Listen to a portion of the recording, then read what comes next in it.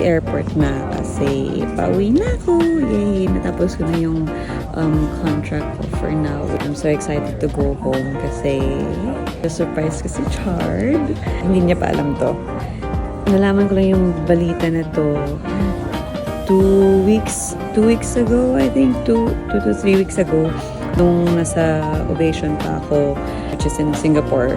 So doon ko lang na-receive yung balita at isa siyang very, paano ko ba sabihin? Parang hindi ako mapag-decide. Thank you Lord, tuloy-tuloy yung work natin. Book na ako hanggang buong taon.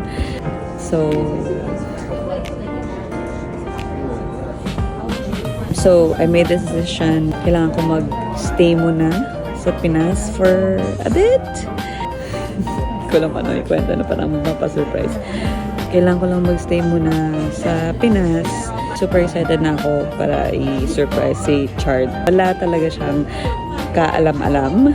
Kaya abangan nyo na lang. I think it's magandang balita. Magandang balita siya para sa akin. Super excited ako.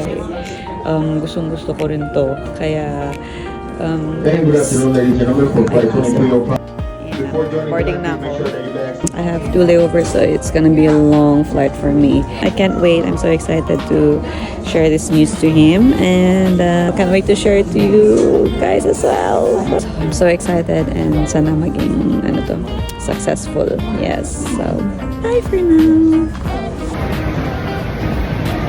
Just arrived in Charlotte, so we're just gonna wait for an hour for our next flight to Sanfo. Need to buy water kasi I don't trust the water fountains anymore.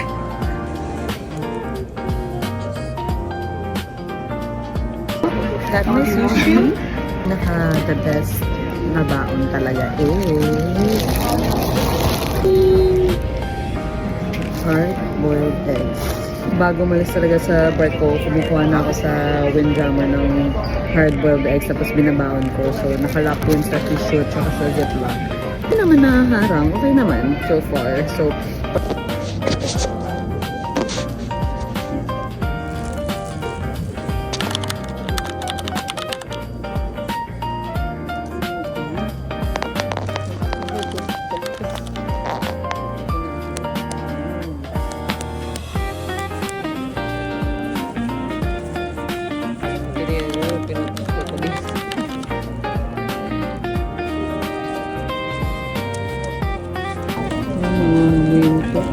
umutot ako dito.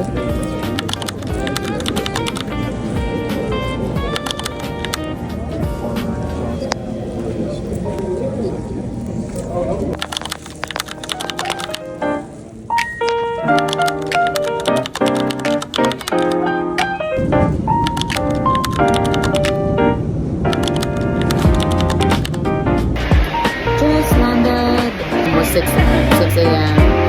So, nag-aantay lang tayo kay Pierre Joel kasi nakakilagay ako sa kanya ng salsa ko kasi nasa hand carry. Yun pa naman yung gusto-gusto naming salsa from Mexico. I bought it in Cozumel, Mexico. So, hindi pwede na maiwan yun. Hindi pwede ma-check-in yung hand carry kasi andito yung mga importanteng bagay and fragile siya. Buti na lang talaga savior si Pierre Joel. He's going back home as well. Buti na lang talaga na almost magkasabay kami. Siya, yung lipad niya gabi pa, ako yung lipad ko mga hapon. Pero yung flight niya na Nepal, he's flying out from LA. Ako naman, Sanfo yung sa akin. At least, almost sabay kami. So ngayon, hinihintay ko lang siya. He just landed as well. Parang not so long ago. Parang after 20 minutes, lumapag na rin sila. So, antay na muna tayo dito para makuha na yung salsa ko. Parang sa salsa. Ang sarap ng salsa. Hindi ko na-expect. Sobrang, hindi ako mahilig sa spicy. Ay, si Chad mahilig sa spicy. Inuuwian ko siya pag lumadaan talaga kami ng Cozumel. Kasi nung first time ko na-try, sabi ko, sarap. Lalo magugustuhan ni Chad. Although ako, medyo taste lang kasi sobrang anghang. Kaya ayan, waiting game muna tayo. Hello, Ma. Ma, naririnig mo ba? Magpapasundo si Marcel. magpapasundo si Marcel. Tanong ko sa kanya kung ano, tanong ko sa kanya kung anong oras. Sandali Ano na lang dito sa cellphone ko saan? Pa rin po, same ako sunduin. 5. Same lang po sa Terminal 1. Ano ko, messenger ha? Apo, i-message ko po kayo pag parating na po ako ng 5 p.m. Oo, sige. Ma, Ah, narinig mo ba yung boses ko?